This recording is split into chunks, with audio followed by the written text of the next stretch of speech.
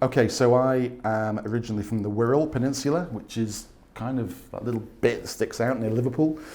So between Liverpool and Chester, depending on who you speak to.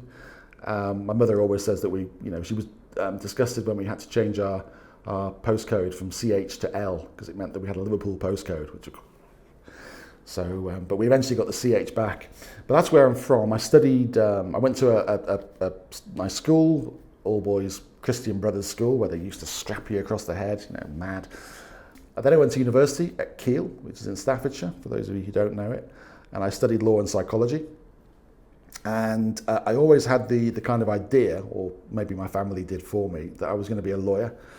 And so I went from there and trained up to be a criminal lawyer, which was great. It was shocking and exciting and scary, because you effectively would be negotiating for someone's freedom, and there's no higher price. So that taught me a huge amount, and I actually enjoyed it, and I wasn't bad at it, but I was pretty good at it, I'd hope. And you go to court, you go to police stations, you mix with the underworld and all sorts of people for all sorts of things that they had done or were supposed to have done. So it really is life experience at its, not at its finest, but at the sharp edge, I would say. And I learned a huge amount from that. And just as my career was kind of getting going in the legal profession, they introduced legal aid franchising, which is when the whole thing became very kind of restricted. And it was basically the government cutting costs for legal aid work, which was most of the criminal defence work. So I could see the way it was going. I could see, and now it's a mess. The whole thing is a mess. And criminal lawyers never earn the most money at the best of times, but now it's very, very difficult to do it.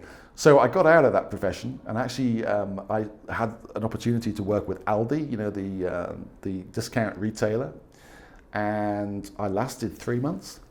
But I tell you, I did well to last 3 months, because that was a tough, grueling experience. I went to become one of their area managers, and the training courses, you actually have to go onto the shop floor and cut up boxes, and you need to memorize the sale price of all the items, because in those days they didn't have barcodes. That was one of the cost-cutting measures that Aldi had, and that was really tough. That was really tough. But again, real eye opener. It gave me great insight into how some of these big companies are run, and particularly in that very competitive retail environment. So I walked away from that, and then I got into kind of management consultancy, high-end recruitment, that sort of thing. And we had an office in York, because by this time I'd moved to Leeds, where I met my future husband, who I've been with for over 30 years. He'll tell me exactly how many, but I know it's over 30, which is a long time. And so we had the office in York and also in London, so I was kind of between the two, and it was great. And Paul, my partner, he had a very good job in the education sector. We had the nice stone detached cottage in Yorkshire, in the little sleepy village with the pub with loads of lock-ins, and we had the nice Audi TT and the BMW. Ooh, it was great. But actually, we hardly ever saw each other.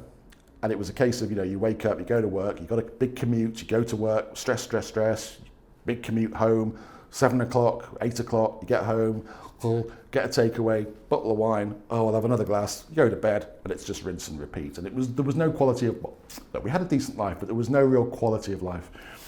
And so when my little company was sold, and my little shareholding in that company was swallowed up by this big PLC, it gave us a little windfall. Not a huge amount of money, looking back it wasn't, but at the time it felt like a lot, and it felt like a life-changing amount.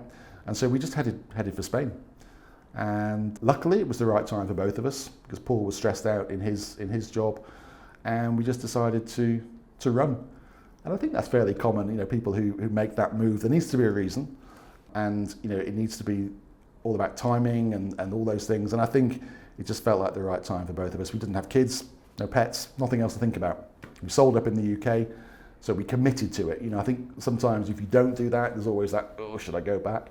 And look, life is not perfect. There were problems, there were issues, but I think that's good in terms of being able to advise our clients now. That this isn't going to be all rosy and wonderful. There's going to be people who don't turn up to do this and people who don't turn up to do that. It does rain occasionally in Spain, and all those things that people just don't think about.